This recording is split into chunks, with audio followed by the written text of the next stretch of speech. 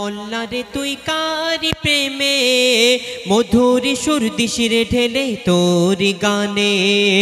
ও কোকিলা বল্লা রে তুই কারি প্রেমে মধুর সুর দিশিরে ঢেলে তোর গানে কার ওসিলায় এত সুর ছলকায় মন এ হারায় দূর মদিনায় কামলিওয়ালার নামে দরুদ পড়িস বাগিচায় ও কোকিলা বল্লা রে তুই কারি প্রেমে মধুর সুর দিশিরে ঢেলে তোর গানে ও কোকিলা বল্লা রে তুই কারি প্রেমে মধুর সুর দিশিরে ঢেলে তোর গানে। অতি মূল্যবান কথায় কবি লিখছেন শোন। গুন গুন গুন ভ্রমর ফুলের আলাপনে বলে যে পড়ে দরুদ নবীর নামে বলে যে পড়ে দরুদ নবীর নামে কবু হবে না সে জাহান্নামে মাওলা তা লিখে দিল পাক কোরআনে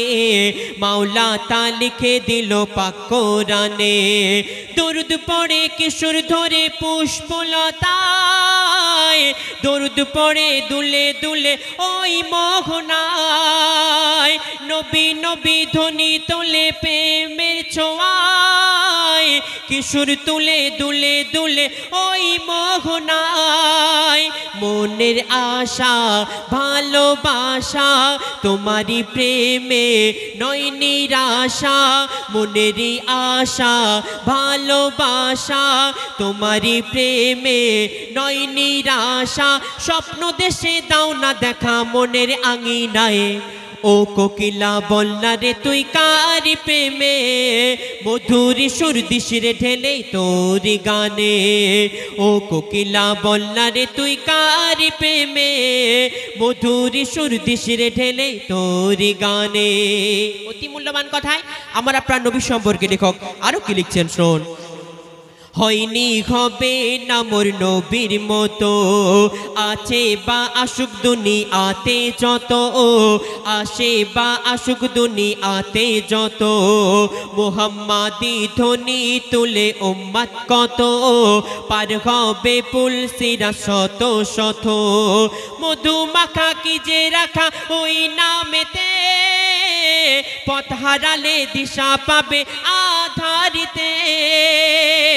আরশ পাকে খোদার পাশে যে নাম লেখা রয় ওই নামেরই ওসিলাতে দোয়া কবুল হয় যাক না কেটে জীবন আমার পড়িয়া দরুদ নবী গো তোমার যাক না কেটে জীবন আমার পড়িয়া দরুদ নবী গো তোমার তোমার নামে পাই যে খুঁজে মৌসুমি বাহার ও কোকিলা বল্লা রে তুই কারি প্রেমে মধুর সুর দিশিরে ঢেলে তোর গানে। শেষ কথার মাধ্যমে কবির মনের আরজু তামান্না কবি লিখছেন শোন। মায়াবী রূপে তুমি সবার সেরা প্রেমেরই পরশ পেয়ে ধন্য হেরা প্রেমেরই পরশ পেয়ে ধন্য হেরা ডুবিলে গুনার অতল গভীরেতে পাওয়া যায় না যা তোমার সাফায়াতে লেখেন কবি জাহাঙ্গীর ও গো রব্বানা এ জীবনে দেখিতে চাই সোনার মদিনা কবুল করো তুমি আমার মনের বাসনা মেটাতে পারি যেন আমার কামনা মনে মনে আনে মনে তোমারি সনে প্রতিক্ষণে মনে মনে আনে মনে তোমারি সনে প্রতিক্ষণে দোয়া করি রওজা নবীর আমায় দেখাও না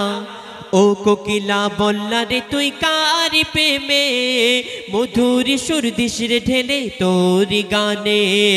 ও কোকিলা বল্লা রে তুই কারি প্রেমে মধুর সুর দিশিরে ঢেলে তোর গানে। শুনলেন, এখন আমাদের